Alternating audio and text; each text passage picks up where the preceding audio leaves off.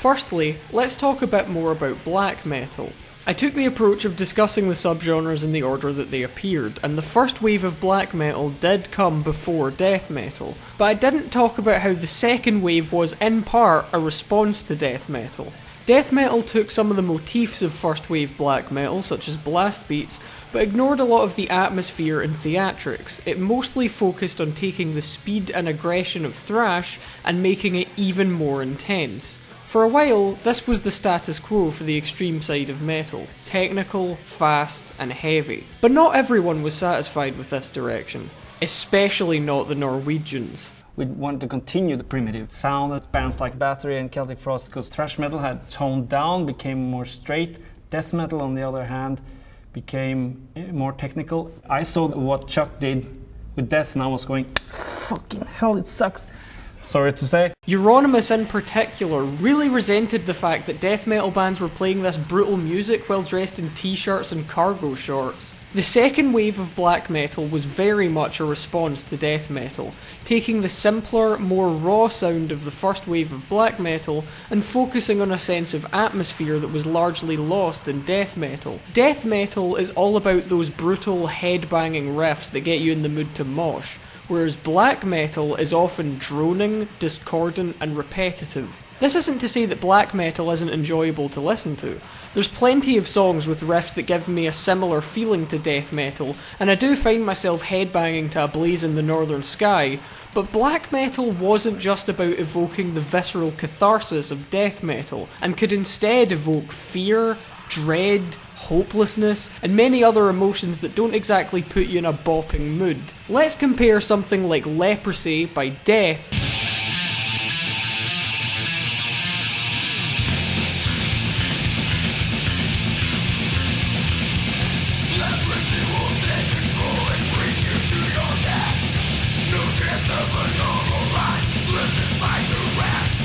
to Transylvanian Hunger by Darkthrone.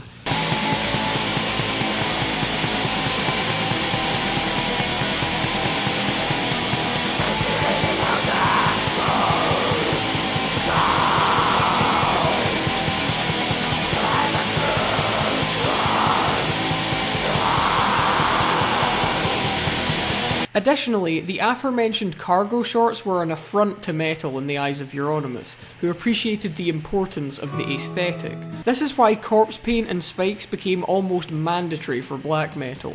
Euronymous and his peers understood that image and reputation were just as important, if not more so, than the actual music.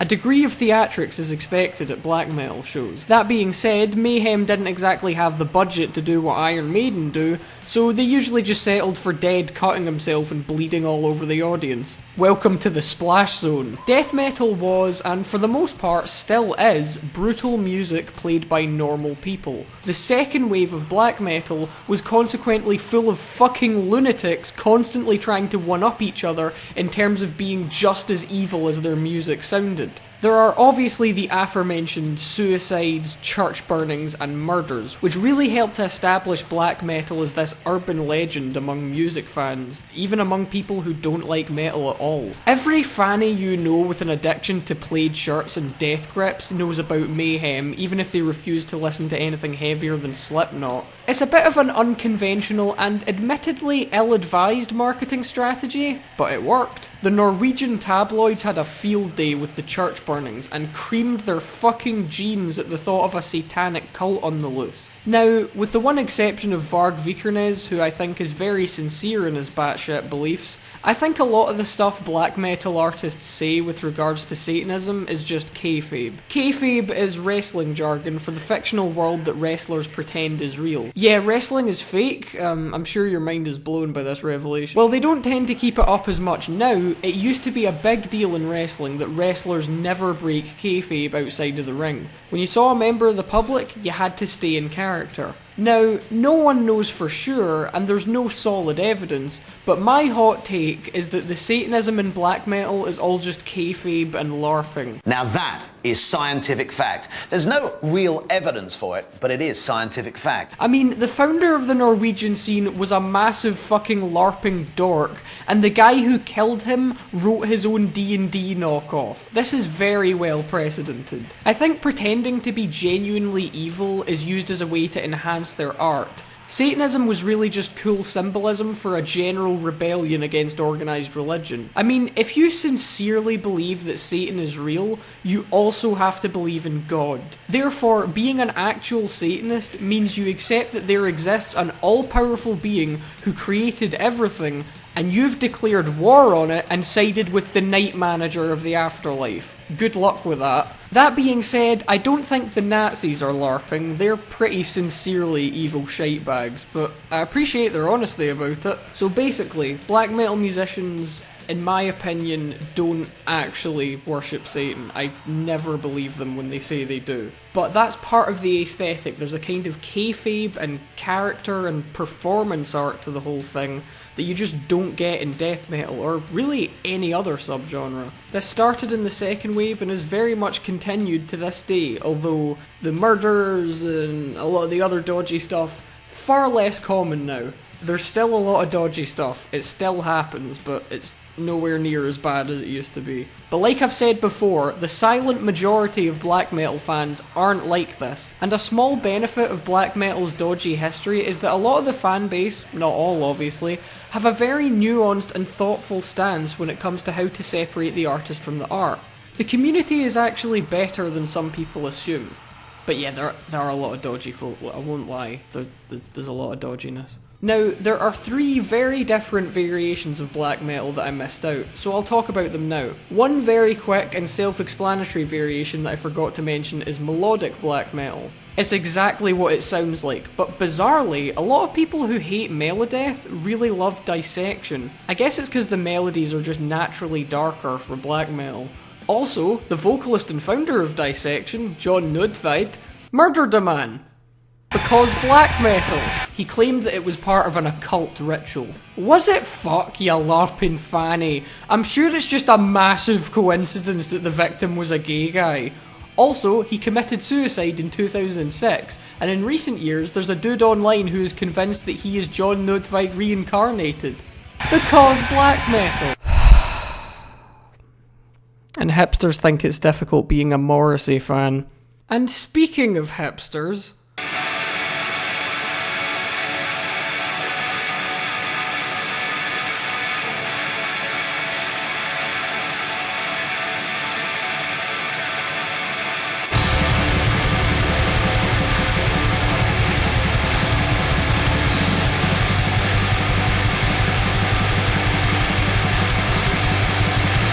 We then have the variation known as Blackgaze. This is a form of progressive black metal which gets very experimental. The name comes from shoegaze, a slightly derogatory term for pretentious hipster music, and hey, if the shoe fits, gaze at it. It's just as broad a term as progressive, and it seems to cover any black metal that gets particularly experimental. Now, if you combine black metal with other subgenres like, say, blackened death metal or blackened thrash, that's not blackgaze. Blackgaze brings in elements of non-metal music, including folk, indie, alternative rock, or whatever else Anthony Fantano happened to be reviewing when the song was recorded. Blackgaze absolutely has many of the essential elements of black metal, while still being decidedly untrue. Most of the time they have very nice production, which is standard in prog, but for black metal it's obviously a major no-no. Sometimes they'll bring in clean singing or entire clean sections, play in the major scale, and generally just throw in a lot of stuff that you would never hear in true Norwegian black metal. Now, this is unsurprising, because it's just what prog bands do, and every other subgenre is used to it. I mean, most death metal fans at the very least respect Opeth, but for whatever reason, a lot of black metal fans fucking hate Blackgaze, especially Death Heaven. Personally, I don't get it. It's not like there's a shortage of generic black metal out there. Just ignore it if it's not your thing. I've heard the complaint that Blackgaze shouldn't even be considered black metal because it's too different, and while I think it definitely has its relevance in black metal as a whole, I can sort of agree with this assessment. I primarily consider Blackgaze to be prog metal rather than black metal. Like, It's both, but I would say it has far more prog to it. This varies from band to band, but even the heaviest Blackgaze bands outweigh the black with the progginess. But most egregiously of all, there haven't even been any murders in the Blackgaze scene, nor are there any out and proud Nazis. What a bunch of fucking posers. The most famous, and in some circles infamous, album in Blackgaze is Deaf Heaven's Sunbather from 2013. It's a perfect case study. Just look at the album cover. A warm pink and orange colour scheme when it's audacious enough having colour at all. Yes, there's screaming over blast beats and distorted guitars, but it's in this uncanny valley where it sounds happy, and the cognitive dissonance of that fries my brain. I don't like it, but I have to admit it's one of the most memorable and interesting albums I've ever heard, for better or worse. The only proggy black metal band that true cultists don't hate is Izan's solo project, since being the frontman of Emperor gives him a free pass to get weird. Other Blackgaze bands of note include Alcest and Leprous, the latter of which are so prog they sometimes forget to put in any metal at all, let alone black metal. I think the reason these bands are so hated by the black metal community is the same reason any band is hated beyond simply not caring for their music.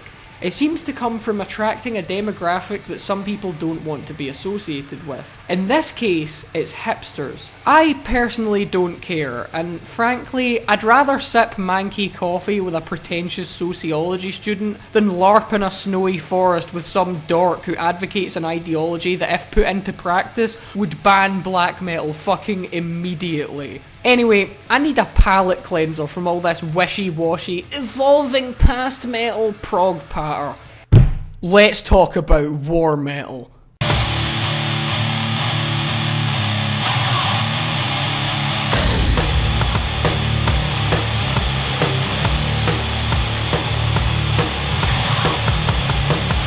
War metal, also known as bestial black metal, is a mix of black metal and death metal into an utterly devastating combination of relentless brutality. Before explaining war metal, I'll first draw a distinction between it and blackened death metal. Blackened death metal, as the name suggests, is death metal with a strong black metal influence. So it has a lot of the black metal aesthetic and lyricism, but fundamentally it's more like death metal with a focus on speed and brutality rather than atmosphere. I've already mentioned before that some of the bands who fall into this category are derided as Norsecore for their lack of subtlety and atmosphere. The lyrics tend to be edgy for their own sake to the point of inducing cringe, with song titles like Christ Raping Black Metal and God Equals Dog. Damn, Nergal, fucking got him. I stopped believing in God when I realised it was just dog backwards. What? Well, when you think about it, G-O-D-D-O-G. It's like an anagram, but a backwards one, isn't it? Right. I like blackened death metal, but I do understand why die-hard black metal fans hate it. I joked around about how it would be ridiculous to see it as an attempt to be more appealing to mainstream audiences, but that's not actually the issue that cultists have with it. It's more to do with the fact that it borrows a lot of the shallow, surface-level elements of black metal, such as buzzsaw guitars, blast beats and shrieking vocals, without evoking the specific dark atmosphere that makes black metal special. Even though I really like Marduk, I get why some black metal fans don't. I still think they could fall under the broader spectrum of black metal as a primary subgenre, but there's a very obvious contrast between their approach to songwriting and that of Mgwa, for example. Well-known black and death metal bands include the aforementioned Marduk and the bafflingly popular Behemoth. When it comes to the question of whether they count as black metal, I would say yes in a broad sense. They can be thought of as both black metal and death metal, like a dual citizenship or something, squatting right on the border. So, with that said, you can think of war metal as essentially being deathened black metal, which sounds really fucking stupid, so it's called war metal. It's black metal with a strong death metal influence. To be more specific, the black metal sound in question is that of the first wave, Bathory, Hellhammer, and to a lesser extent, Venom. The production is raw and messy, often in a very satisfyingly evil sounding way. Although I will admit, I'm not a big fan of the sound on Blasphemy's Fallen Angel of Doom when all the sound is only coming from one ear in my headphones. That's just annoying. War metal songs have sections of intense, noisy chaos with endless blast beats and discordant guitar work, combined with clearer sections of simple but effective riffs. The fans often refer to these as caveman riffs because they're highly simplistic and bring out your inner primate. 1 minute it sounds like Bathory falling down the stairs, and the next it's almost groovy. The vocals are where the death metal influence is clearest,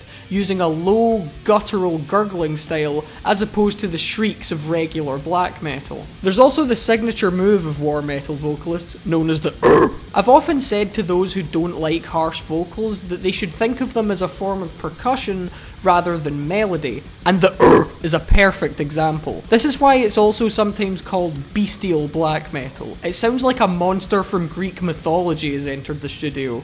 Aesthetically, war metal bands still lean into black metal with chains and spikes galore, but the corpse paint is a unique style. They ditched the white foundation in favour of just the black patterns combined with 6 shades. And while the second wave of black metal was all about high contrast black and white album covers with a picture of a band member in a forest, war metal albums usually have some elaborate illustration of satanic imagery. This almost always involves a goat and or nudity. War metal also gets very progressive and experimental by including a third colour on their album covers. Holy shit. One thing that I really appreciate about war metal is that the fans and the bands don't take themselves nearly as seriously as the pretentious fuds you often find cutting about in regular black metal. Although it would be nice if they could stop patting themselves on the back about how brutal their music is for 5 minutes. We get it, your taste is heavier than most people's. We're all very impressed. Now stop bullying 12-year-olds to the point of suicide for liking Slipknot, you fucking weapon. I've heard that apparently a very small minority of fans insist that war metal and bestial black metal are different subgenres, but I don't buy it. Every significant band from this scene gets frequently labelled as both. Now, I could be wrong on that, so let me know, but you'll need a pretty compelling case with clear examples of where you can articulate the differences. I never mentioned this subgenre before because I didn't even realise it existed until after I'd made the first 5 parts of this series. It's very niche, but I have to say, when I'm in the right mood for it, it's really good. I'll admit, I started listening to war metal ironically because it was so comically over the top, but before long I started thinking, wait a minute, oh, this is actually pretty good. Oh no. Blasphemy are probably the best known war metal band, and they were really the pioneers of the sound and aesthetic. They inspired countless bands who heard Blasphemy sounding like Bathory falling down the stairs and said, awesome, we're gonna sound like Blasphemy falling down the stairs. Other war metal bands include Revenge, Archgoat, Conqueror, Beherit, Goat Penis, Caveman Cult, and Sabaton. Nah, I'm just fucking with you. Sabaton are power metal, as I've established, but some people hear the term war metal and understandably assume it's another joke subgenre based on lyrics, and if that were the case, Sabaton would naturally fit in that category. They don't though. They really don't. This is very different. And with that, I think we'll end part 7 here. Join me again for part 8, in which we'll revisit metalcore.